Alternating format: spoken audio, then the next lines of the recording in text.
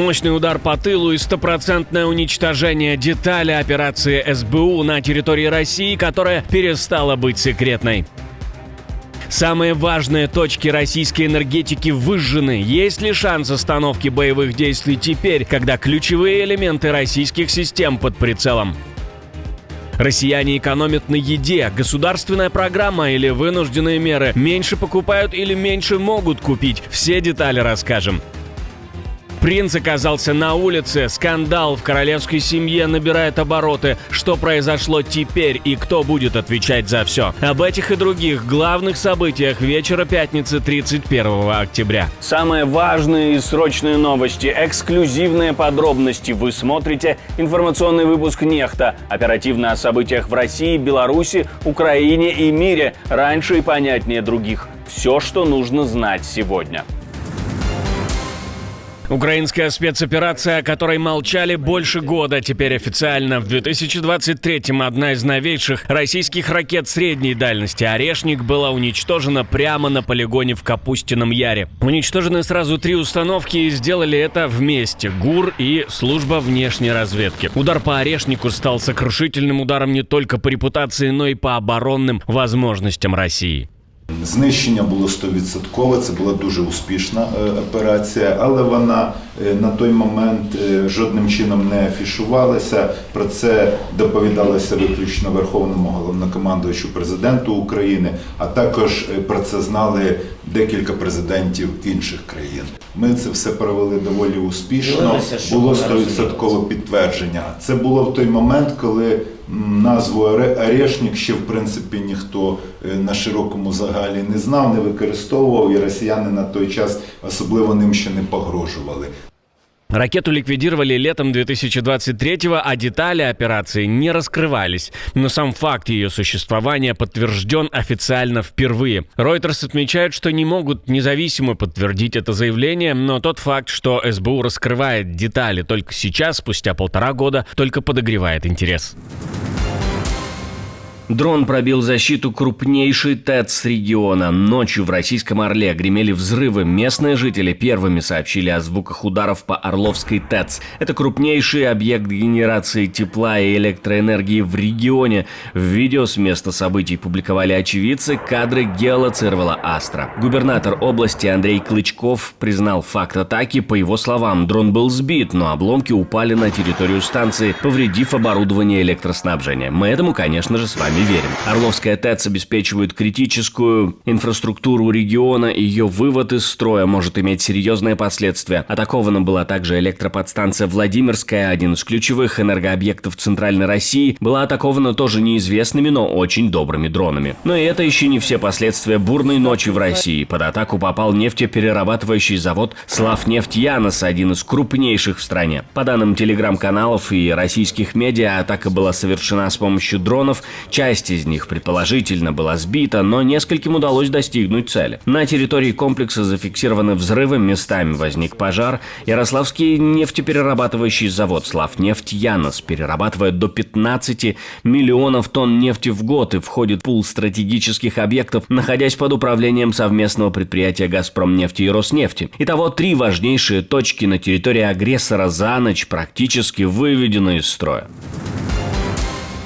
А российские дроны тем временем продолжают воевать с украинским населением. Сейчас они нанесли прицельные удары по железнодорожной инфраструктуре Сумской и Харьковской областей. Об этом пишет вице-премьер по восстановлению Алексей Кулеба. Атаки затронули как гражданские объекты, так и критические узлы транспортной системы. В Сумах серьезно повреждено депо Укрзалезницы, обслуживающее пассажирские поезда региона. Масштабный налет шахедов уничтожил большую часть рабочих помещений. Поврежден состав поезда Сумы-Киев. Несмотря на удар, пассажиры, ожидавшие утренний рейс, выехали в столицу точно по расписанию. Был подан резервный состав из другого региона. Также в Сумах дрон попал в многоэтажку. Загорелись 5 квартир и 7 балконов. По последним данным, ранее не менее 12 человек, среди них дети. В Харьковской области повреждена железнодорожная инфраструктура в Лозовой. Движение поездов осуществляется по измененным маршрутам, наблюдаются задержки. Помимо этого, удары по критической и гражданской, что самое важное, инфраструктуре зафиксированы в Запорожской, Донецкой, Днепропетровской, Николаевской, Одесской и других областях Украины.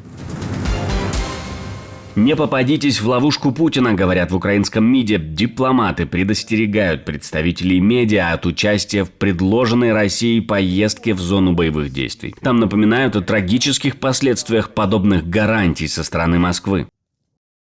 Я не рекомендую журналистам доверять каким-либо предложениям Путина о коридорах в зоне боевых действий. Я своими глазами видел, как такие предложения воплощаются в жизнь. 29 августа 2014 года в Иловайске. Единственная цель Путина – продлить войну, и он никогда не выполнял ни одного из своих обещаний о прекращении огня. Не помогайте ему оправдывать свои преступления российскими провокациями против журналистов. Ранее Минобороны России заявило, что правитель РФ распорядился обеспечить беспрепятственный проезд иностранных журналистов, включая украинских, в районы Покровска и Купянска, где, по заявлениям Москвы, якобы заблокированы украинские войска. Немногим позже украинские мониторы уже говорили о том, что российские войска целенаправленно охотятся за иностранными съемочными группами. Россияне экономят на еде. Продажи продуктов в России впервые за долгое время начали сокращаться не в деньгах, а в килограммах, литрах и упаковках. Население экономит, и это заметно даже по молоку и гречке. С сентября по октябрь продажи продуктов в натуральном выражении упали на 5% по сравнению с прошлым годом. Минус 8% по молоку, минус 10% по рису, минус 9% по гречке и свинине. И это при том, что деньги в магазинах все еще вращаются, оборот розницы растет. Но рост за счет цен, например, картофель с начала года подорожал на 38%, говядина на 26% и молоко на 25%. Среднее количество покупок в супермаркетах сократилось на 2%, а в мясных лавках на 7%. Люди переходят с привычной еды на простую и дешевую, а производители на шрингфляцию, то есть порции становятся меньше, цена та же. По данным НТ, средний вес упаковки за квартал уменьшился на 3%. И все это на фоне официального роста доходов. Росстат заявляет, что реальные зарплаты выросли на 4,4%. Но опрос Галлуп показал, что 31% россиян не хватает денег на еду, а 39% считают, что ситуация в регионе ухудшается. На этом фоне выручка Светофора, Чижика и других магазинов для бедных выросла на 27%. Это рекорд среди всех сетей. У меня забрали, но мне не вернули. Соответственно, я обеднел. Моя покупательная способность теперь больше в цены идет и меньше в реальные продукты. Поэтому дальше мой спрос начинает грустить, загибаться. В 2026 году россиян ждет еще один удар по кошельку – повышение НДС. Это напрямую ударит по ценам и потребительскому спросу, если, конечно же, не начнется глобальная мобилизация.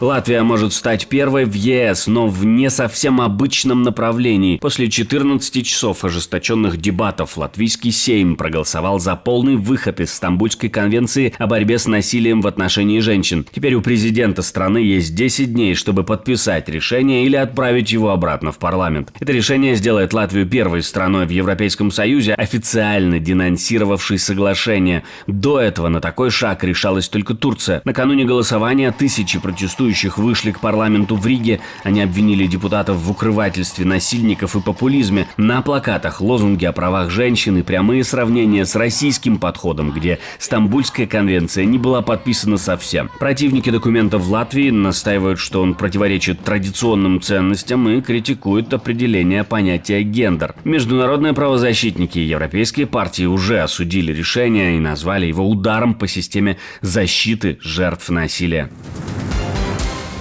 Король начал процесс лишения принца титула и резиденции. Букингемский дворец сообщил, что король официально инициирует процедуру, в рамках которой принц Эндрю отныне будет носить имя Эндрю Маунтбаттен-Виндзор без титула его королевское высочество. Также стало известно, что королевская семья потребовала возврата арендной резиденции Royal Lodge. Эндрю покинет роскошное поместье и переедет на территорию королевского поместья Сандрингем в Норфолке. По информации британских СМИ, Сара Фергюсон, бывшая супруга Эндрю, тоже съедет из Royal Lounge и займется собственным жильем. О каких-либо финансовых или имущественных компенсациях в заявлении дворца не сообщается. Ранее Эндрю уже отказался от других титулов, включая герцога Йоркского, после нового витка общественного давления, связанного с его прошлым. Решение короля принято всего через несколько дней после выхода мемуаров Вирджинии Джуфре, жертвы американского педофила Джеффри Эпштейна. В книге она вновь утверждает, что имела сексуальные отношения отношения с Эндрю,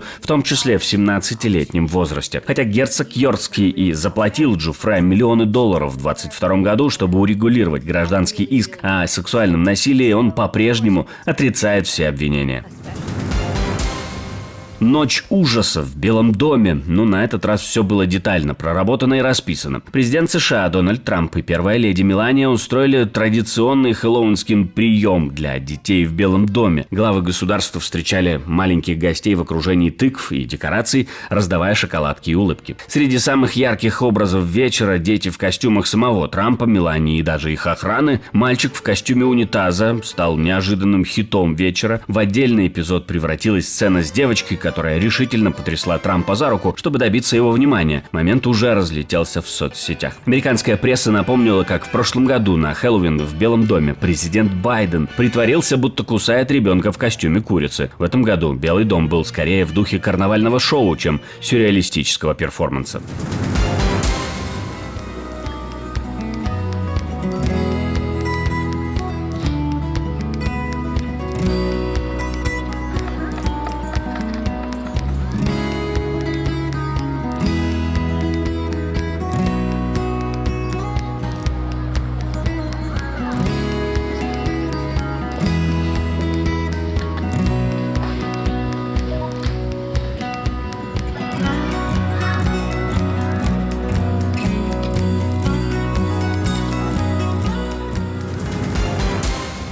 Отдельное спасибо, что досмотрели до конца. Спасибо за ваше доверие. Жду развернутых комментариев, лайков и репостов. Это важно, чтобы нас становилось больше. На этом пока все. До новых встреч и хороших вам новостей.